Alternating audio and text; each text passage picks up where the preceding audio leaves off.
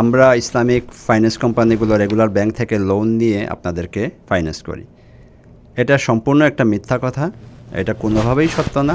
আমরা কোনো ব্যাংকের থেকে লোন নেই না, zero. We cannot do that. আমরা সুদভিত্তিক কোনো ট্রানজ্যাকশনে জড়িত হতে পারবো না, ফার্স্ট অফ অল। তো আমাদের উৎস কোথায়? আমাদের ইনিশিয়াল যারা ডিরেক্টর, যারা ইনভেস্টর ছিল, ওনাদের থেকে যে আমরা 20 বছর আগে আমরা $30 মিলিয়ন নিয়ে শুরু করছিলাম ইউআইএফ। তো আলহামদুলিল্লাহ এটা গ্রো হয়েছে, এখন অনেক বাড়ছে আমাদের ক্যাপিটাল। দ্বিতীয়ত, আপনার আমার মতো রেগুলার ইনভেস্টর যারা সেভিংস অ্যাকাউন্ট করেছেন আমাদের সাথে, হালাল profit sharing savings account, we have several hundreds of millions of dollars in our savings account.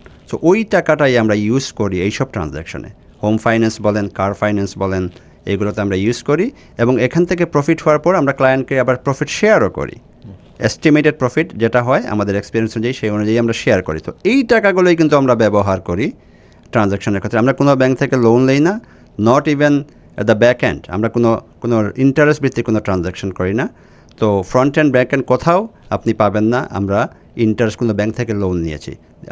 ইউআইএফ is an individual, is is not a bank, but আমরা একটা individual finance, Islamic finance company, এবং আমরা কোনো ব্যাংকের সাথে লোন ভিত্তিক কোনো contract করি না, ফর শিওর 100%। এই ব্যাপারে আপনারা কনফিডেন্ট থাকতে পারেন।